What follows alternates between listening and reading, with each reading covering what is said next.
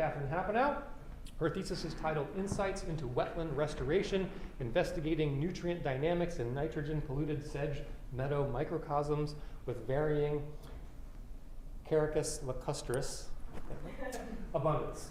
Her advisor is Selena Smith, and her reader is John Benedict. Yes. Take it away, Katherine. Hi, everybody.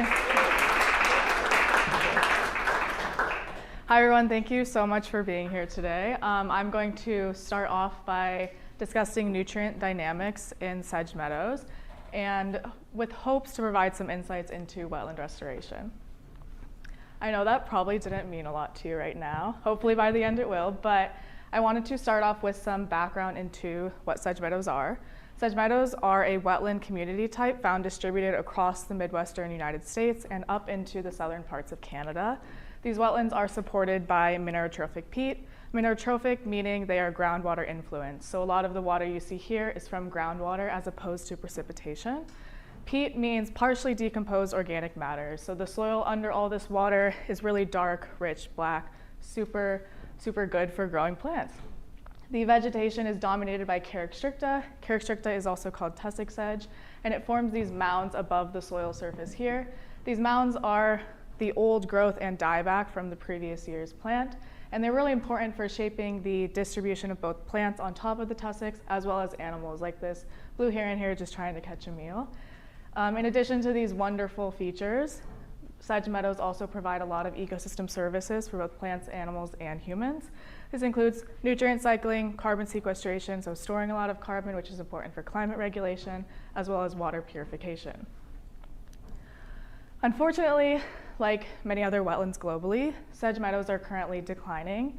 It was estimated in 2004, so almost 20 years ago, that historically sedge meadow communities dominated by Carex species like Carex stricta were about 7 times as abundant as open water wetlands like lakes and ponds today. This is probably not what you see when you go outside now, and that was almost 20 years ago, or a little over 20 years ago. Much of this decline is caused by invasive species growth, like cattails type X glauca is on the left, or reeds, common reed is on the right. And these species just take up the nitrogen pollution coming from agricultural runoff much more efficiently than native wetland plants, so they can dominate, outcompete, and just really transform the wetlands.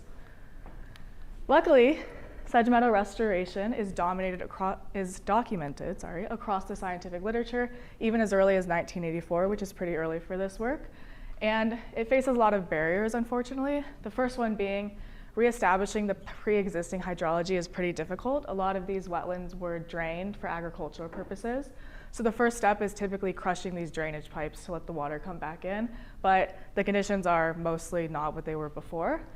Second, natural revegetation is unlikely. Carex species like Carex stricta are not known to come back in and replant themselves after invasive species are removed. You have to manually go in and plant them.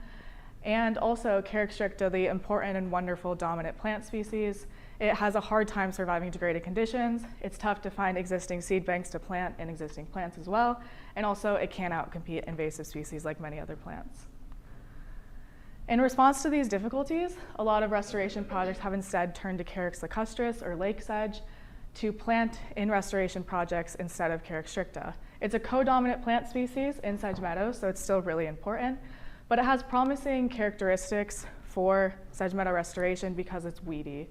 It spreads through these underground rhizomes, which are like underground stems, so it can just cover large areas of land. It also has demonstrated nutrient uptake. So plants take up nitrogen and build them into their carbon structures as an essential nutrient. And Carex lacustris does this a little bit better than some other plants. Not as good as invasive species, but it has demonstrated to take up nitrogen. Because of these qualities, restoration projects are currently focusing on establishing the highest establishment rates. So out of all these plants I planted, how many of them are surviving currently? And so they're saying, are rhizomes best for highest survival, are seeds, seedlings, etc.? I take issue with this focus because using establishment rates as a metric for the success of a restoration project is not actually getting at if you are removing nitrogen from the environment. You're just seeing more plants there. Could we potentially have more plants, but the same amount of nitrogen uptake as less plants and save that time and money? I don't know. That's what I'm trying to find out.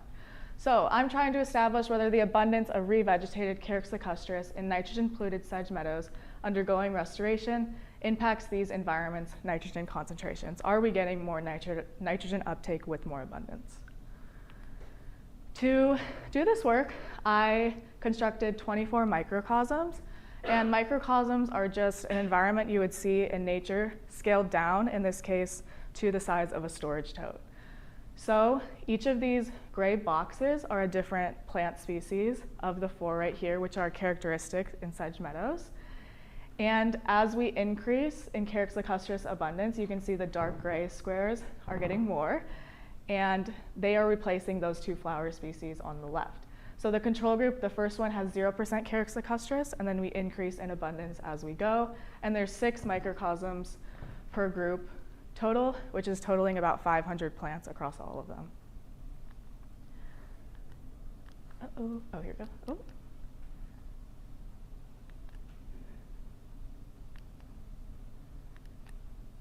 No. It's like, I don't know. It doesn't want to go to this slide. Okay, here we go. Hopefully it doesn't act up. I was like, it was skipping them. These are just some pictures of me constructing them. They were initially at Mathi Botanical Garden, but it got a little bit too hot in the greenhouse, so I had to move them outside under a shaded overhang. And with this came bunnies and chipmunks who saw them as a buffet. This is actually the one that would like wait for me to leave, and then I'd come back and see like a little nibble. But it all worked out fine. They did well outside, and then in the winter I moved them back in to prevent plant dormancy. Let's see if this works. Oh yeah, okay. Once all of the microcosms were established and doing well, you can see pictures there of each treatment group. I then simulated nitrogen pollution. And so this crystalline powder right here is ammonium nitrate. It's a common basis of commercial fertilizer. And when you put it in water, it dissociates into just nitrogen-containing compounds. So it's basically a free source of nitrogen, which is why a lot of farmers like it.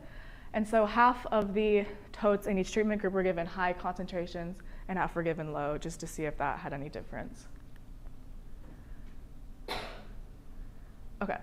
I then began data collection in addition to watering them each week with these fertilizer solutions. So I first collected soil and leaf samples. There's a soil core, and then the leaves were just snipped off of 2 of the plants of each species in each tote.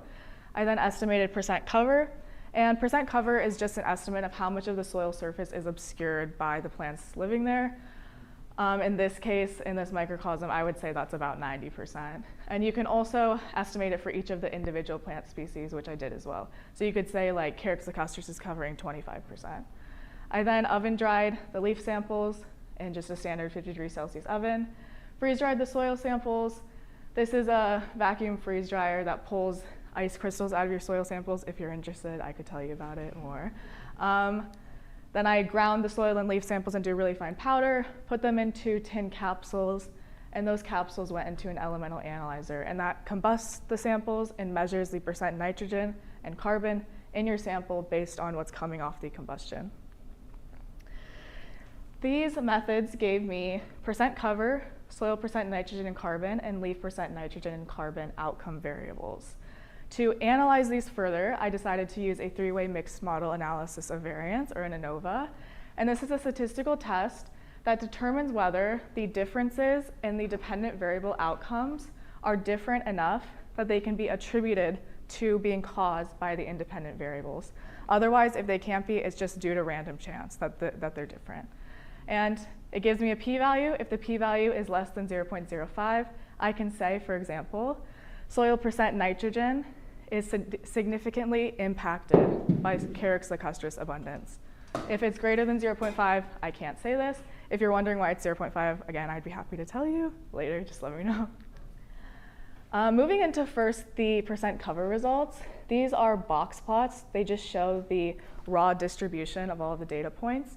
The light colors are the low concentration microcosms, the dark colors are the high concentration microcosms, and the squares are the mean values in each group, and these are our 3 treatment groups with Carex lacustris abundance. The main thing to take away from the percent cover results are they generally increase with time, which is good. It's showing these communities are doing well. I saw butterflies, spiders, bees, worms, everything, so they're functioning. And I also want you to take away that the final percent cover estimates, if you look at week 7, the mean values, the squares, are around the target Carex lacustris percentages we were going for. So if I say I want to see what 20% establishment looks like, I want to make sure I get 20% establishment, and we got around there. Further, soil percent nitrogen results, not super interesting. Carex lacustris did not have a significant impact on soil percent nitrogen, unfortunately. However, nutrient solution concentration did. So this makes sense. If I gave the microcosms different concentrations of nutrient solution, I would expect to see significant differences in them. So everything's working as it should be. The interesting results come in here at soil percent carbon. So we see for the first time that we have a p-value much less than 0.05. So Carex lacustris abundance with time is having a significant impact on soil percent carbon. And post hoc testing, or testing after the fact, after the initial test, we can see that it told us that the differences were most significant. This effect was most observed at week 1. And here, the 0% Carex lacustris totes, these scales are different. So the bottom two with more abundance are in the 50% soil carbon, and the top two with lower abundance are in the 40% soil carbon. So why did the groups with greater Carex lacustris abundance have higher soil carbon percentages at week 1? I assume this is because of plant decomposition. As we talked about a little bit earlier, plants build nitrogen into their carbon structures, so they have a lot of carbon. A 20% Carex lacustris tote looked somewhat like this. This is a good example. So this is before week 1. A lot of plants are living and they're doing well. However, a 60% Carex lacustris tote looked like that, which is not good. And it looks like that because a lot of the Carex lacustris plants actually fell into the soil. And I could not find them. They just disintegrated. And so I would plant more plants to get to that 60% level, and this also happened in the 40%. But these plants that fell in are non-established plants that are direct organic carbon inputs into the soil. So this happened more frequently in higher abundance totes. And so yeah, that's why I assume they have higher abundances of soil organic carbon. But why does this matter for soil percent nitrogen, which is the main nutrient I was looking at? And it's because of soil microbial activity that I didn't measure in this study. So soil microbial activity is what connects the carbon and nitrogen cycles in the soil.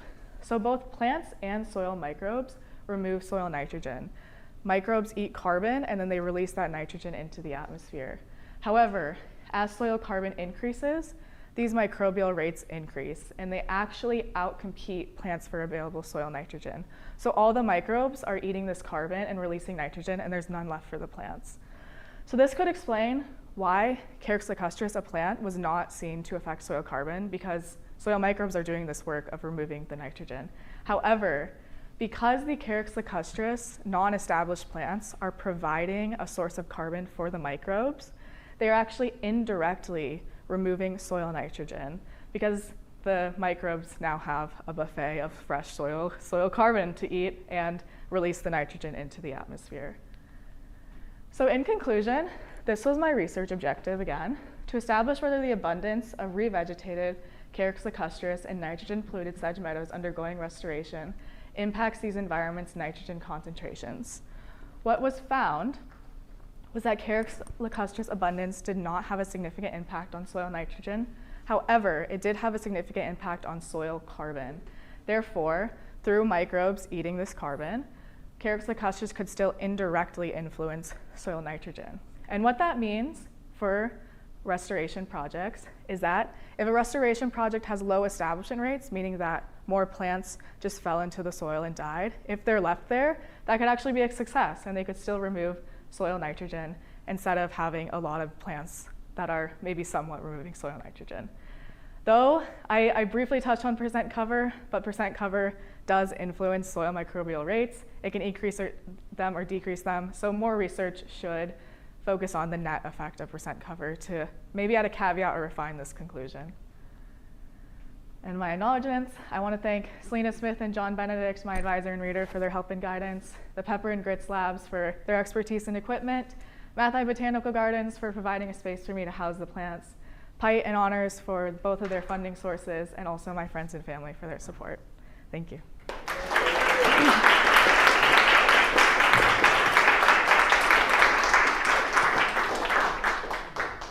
Open it up for questions.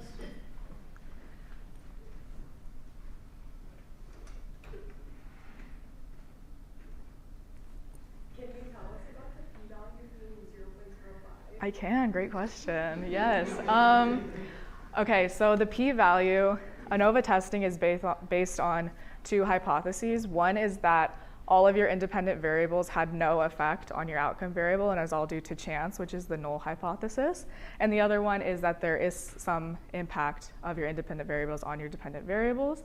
So if you have a p-value of less than 0.05, that means that there's a less than 5% chance that you could get these exact same results if none of your independent variables were affecting your dependent variables. So you'd only have a 5% chance of getting this same result if it was just due to chance, just random. So it's indicating that there's likely some effect of your independent variable. And you can choose whatever value you want, really, but 0.05 is accepted widely. How did you choose this topic, and like what prior knowledge did you have specifically about like this type of plant or this type of plant? Yeah, I actually did work on salt marsh, a different type of wetland restoration in New Zealand, and they were using a really hardy plant called umbrella sedge. And I was interested in how we're selecting for these really important factors of plants that we're choosing to plant in these environments, but Carex stricta really isn't cutting it. So I wanted to see what's known about a more weedy species, and that's what led me to Carex lacustris, yeah. I have a question. So I'm struck by the fact that your recommendation that incorporating these plants, and then even if they don't establish, that can still be beneficial for the restoration project. And I'm struck by the fact that like the way that I would think about evaluating a restoration project is like visually, right? Does it look like there's a transformation in the landscape? Mm-hmm. But you're suggesting something, a different kind of metric to use, right? Yeah. That, but also I think percent cover should really be investigated more, because a lot of it is like preventing weed encroachment as well. So if you have more plants on the landscape, but it doesn't have to be Carex lacustris is the thing, but if you have more plants, then it's less likely that other plants that are invasive will encroach. So for Carex lacustris, it's not, I kind of established that it's not super important that it's just Carex lacustris that established, but also planting other plants that are maybe more widespread in their cover could also be beneficial. I think percent cover could be really interesting to look at, and if I were to go on in this, I would look at percent cover, yeah. A quick one, just as a non-environmental person, what's the reason that they don't come back naturally if like an invasive species comes and is moved? A lot of it is water conditions. They really like specific levels of water, and other plants like the cattails or the reed species don't have those. They have greater tolerances, but Carex species are really specific in what water conditions they like, and it's really, really hard to recreate those if you don't have them, so they just won't come back. So maybe you've already kind of answered this. First, I really love this project. I love the fact Thank that you. you're kind of digging in and looking at really something really practical, like how can we really make these wetland restorations achieve what we want. You talked a little bit about like next steps. Like, what are some of the other things you think researchers should be looking at in wetland restoration to get us closer to how to do a successful restoration, like in these parks? Yeah, I think that in a research project, because of scope issues, it's like you typically pick one plant, or that's at least what I did. I think investigating how plants interact when you would plant a combination of different plants is super, super important, and I couldn't get to that because of like budget and time and stuff like that. I think that's important rather than looking at one specific plant over and over again, like Carex stricta or Carex lacustris. We need to look at these impacts of all of them, because Carex stricta actually is shown to have higher nitrogen uptake when paired with certain plant species in phytoremediation efforts. So I think that's really important. All right, thank you. Nice work, Catherine.